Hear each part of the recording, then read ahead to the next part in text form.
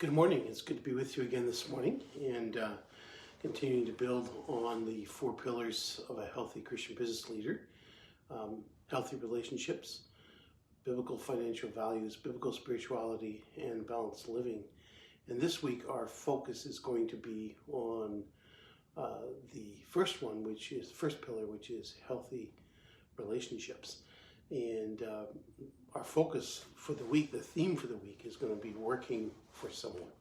So that's where we're going to be focusing on the issue of, relationships at work, particularly working for somebody. So working for someone who's your boss, working for the company, and and how does that impact your Christian life? So again, it's good to be with you this morning. This morning's topic then is simply our attitude matters greatly. And so that's kind of where we're going to be today. In our relationships, attitudes matter, no matter what relationship that is, whether it's at home, at work, at church, just out in our, doing R&R out in the, countryside. It doesn't really matter where we are. Our attitude matters when it comes to our relationships. If I have a negative attitude, that will basically make pretty much everything around me negative. And so that's just one of those realities that if I come into something with a kind of a negative view, a negative attitude right off the bat, that's going to impact everybody around me, the whole situation around me. If I have an argumentative attitude, that will lead to a fight, and almost guaranteed. If I'm argumentative, if I'm looking for a fight, usually when you're looking for a fight, you can find one. If I have an attitude of being superior, so I'm up here and everybody else is kind of down here, that will lead to people simply not wanting to be around me, And so attitude really does impact. When it comes to working for someone, our attitude will either make or break our working relationship. And so that is, again, one of those significant things. And so that's what we're talking about today, attitude. Attitude that you bring with you when you go to work in the morning and throughout the day.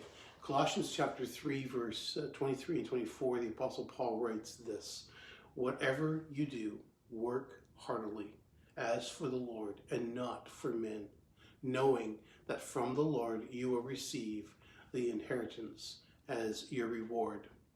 You are serving the Lord Christ." And so there's really 5 things that we can take from that when it comes to our attitude when we're talking about working for someone else. And that is, the first thing is this: whatever you do, whatever it is. Sometimes people have this idea that because of the type of work they do, it's not really that important. And I mean, how can I glorify God doing this mundane job? And it's really, well, the scriptures here are very clear. It doesn't matter what it is you do, whatever it is you do, so that could be anything. I remember my dad teaching me years ago when I was a kid. He would always say, if you're a ditch digger, then you be the best ditch digger there is. You do your best. You do it to the best of your ability. And it doesn't matter what it is you do it. You do it well, whatever you do. And then the second lesson that we learn from this is work heartily. Work heartily. Do the job. Don't be afraid to do the job. Do the job. Do it with heart. Do it well. And we're going to be looking at that throughout this week. Do it well. Do your job well. You're working for somebody. Do the job well. Do it heartily. And do your work for the Lord. You say, okay, well, maybe what I'm doing is, how is God going to get glory out of this? Well, he gets glory out of it when you and when I do what we're doing for his glory. When we're doing it in such a way that we're saying, God sees me, God knows what I'm doing, God is here, and he wants me to do whatever it is I'm doing. He wants me to do it with heart, and he wants me to do it for him. And then you say, yeah, but I don't get paid enough. I'm either just getting minimum wage, or I'm getting maybe a little bit more than minimum wage. But even when you compare to what I do for the company, what I do for my boss, and I'm just not appreciated. I don't get paid enough. Well, here's the thing. Your reward will come from the Lord. Your pay is your pay, because obviously you work and you need to get paid, and that's a natural reality.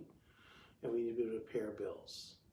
And whether you get paid enough for what you do or not, that's between you and your boss and between you and your company.